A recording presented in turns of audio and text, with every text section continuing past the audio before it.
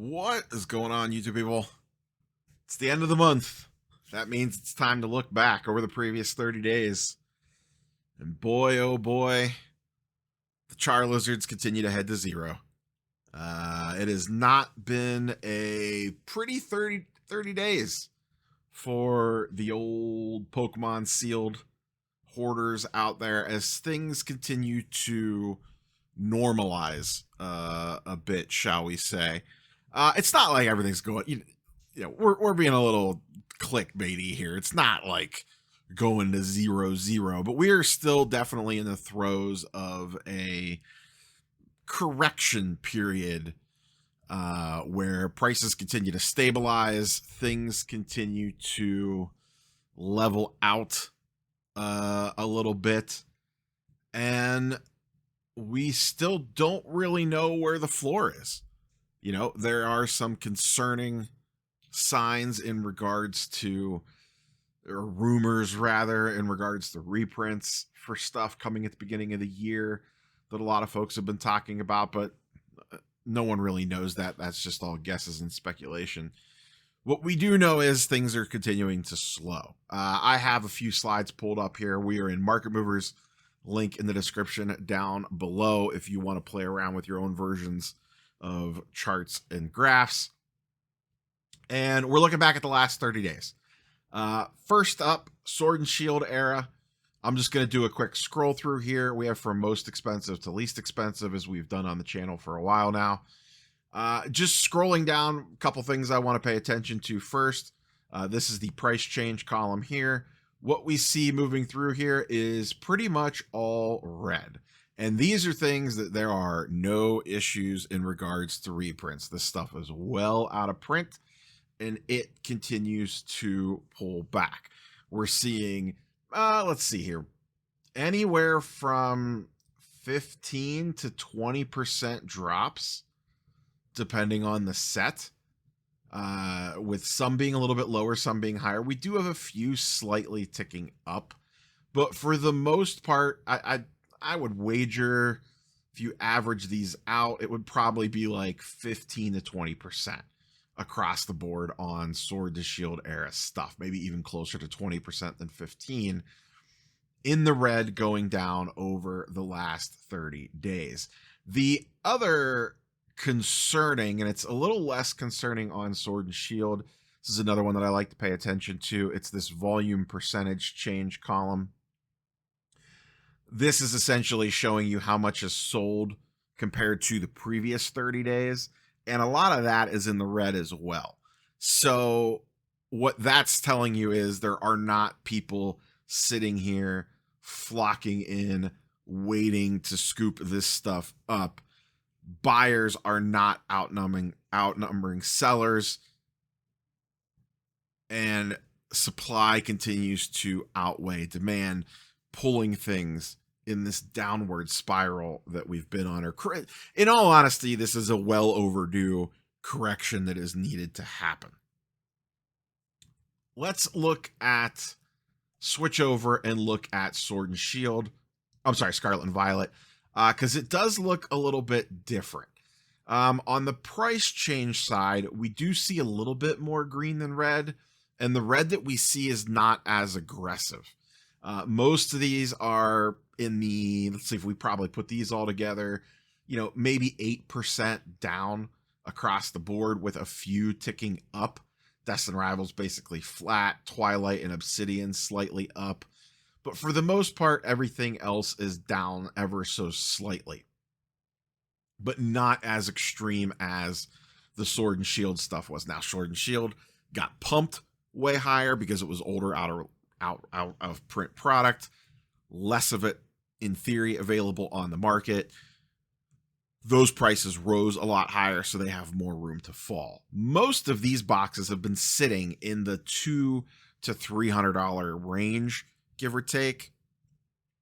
So the fall is not as far. The scarier thing here is when we look at the volume change, it is all red. Now, you get a little noise in here depending on like which sets just had a release, things like that. Like Destined Rivals, one of the newer sets, has a pretty big drop off. That could be expected a little bit.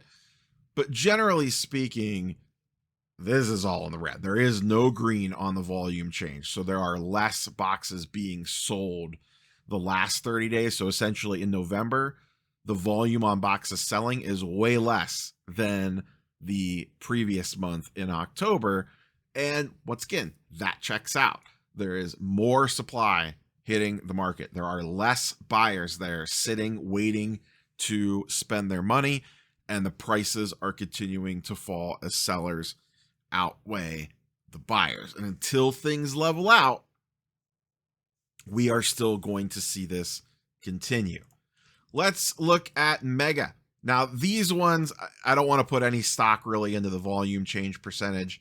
It's pretty meaningless. These two sets just released, and Mega had a staggered release. But these have basically fallen right in line with each other, both sitting at around $250 a box. I think sometimes you'll find Phantasmal slightly higher than the core set, but the Phantasmal Flames had a lot of heat on it, no pun intended, with the two big chase cards, and that stuff has corrected quickly, and those boxes are kind of falling in line with each other. And it seems like, and once again, I don't pay super close attention to the singles, but it seems like what a lot of people have found is that outside of the two big hits in Phantasmal, the rest of the set seems kind of weak, and a lot of people aren't going super hard after that other stuff. So there's not a lot of depth to that set, and it seems to be undercutting it a little bit. Now, let's flip over and look at everybody's favorite, the specialty sets. I don't have them all pulled up here, but I do have the heavy hitters. We have 151, Paldean Fates, Crown Zenith, and Prismatic Evolutions.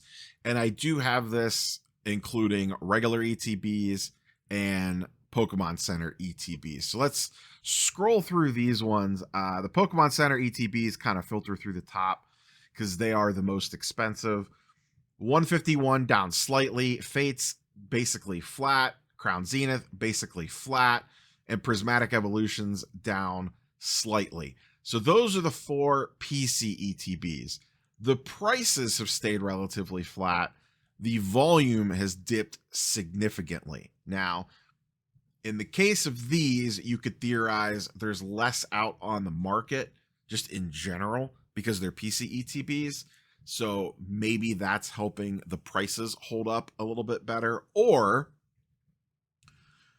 the ones that are getting released to market, there are at least people willing to buy at current market prices, and there's less people taking in the market. On the regular ETBs, we see a similar pattern, a little bit more movement. 151 down about 10%, Fates down about 10%, Zenith up ever so slightly, but you could basically call that flat, and Prismatic down ever so slightly, and kind of similar things on the volume side of things as well. So that is kind of where we currently sit right now. The entire Pokemon market continues to be in a massive correction. Despite clickbait thumbnails and titles, things are not truly going to zero, but we are definitely in a little bit of a readjustment phase from the all-time highs that we saw in the early fall. That seems to be like when things peaked, late summer, early fall, right at the end of the Scarlet and Violet era. And now the big kind of things hanging as we wrap up 2025 and head into 2026. What does 30th anniversary's impact have on the market? Does that boost things back up again? We are in the midst of Black Friday and Cyber Monday TCG sales, and from a quick glance, and I have not deep dove this, it seems like a lot of things moved, but it doesn't seem like prices went up that much. So we have that going on as well. The elephant in the room is what is going on with reprints at the beginning of the year, the big rumored reprints that are either, there's a way this is going to go is it's either going to be real and a ton of product comes to market and everything goes to zero that gets reprinted, or they reprint, everyone gets like a case, prices take an ever so slightly hit, and everything returns to basically just flatlines everything. The scary part is the first scenario, because the market is already soft, and then if they dump a bunch of inventory on it, it could send a lot of these box prices down to MSRP. Who knows? And once again, listen, nobody really knows. We're all just making shit up in the basement, talking into a microphone. Nobody knows for sure. Nobody has the magic Pokemon crystal ball that lays out the entire plan of everything that's going to happen and what the prices are going to do. We're all just making educated guesses. Depending on where you bought into this stuff, you could be into the red already. If you bought in early and you've been hoarding for a while, you're probably still perfectly fine. You're going to ride it out and maybe continue to wait it out. Some folks like myself has been slowly selling things off as we move throughout this market. Everybody's situation is going to be different. You have to do what is best for you. I think a lot of folks, just what I'm seeing in content and in conversation, are sitting on the sidelines waiting for potential buying opportunities over the next 3 months, basically through Q1 2026. Do they ever come? I don't know.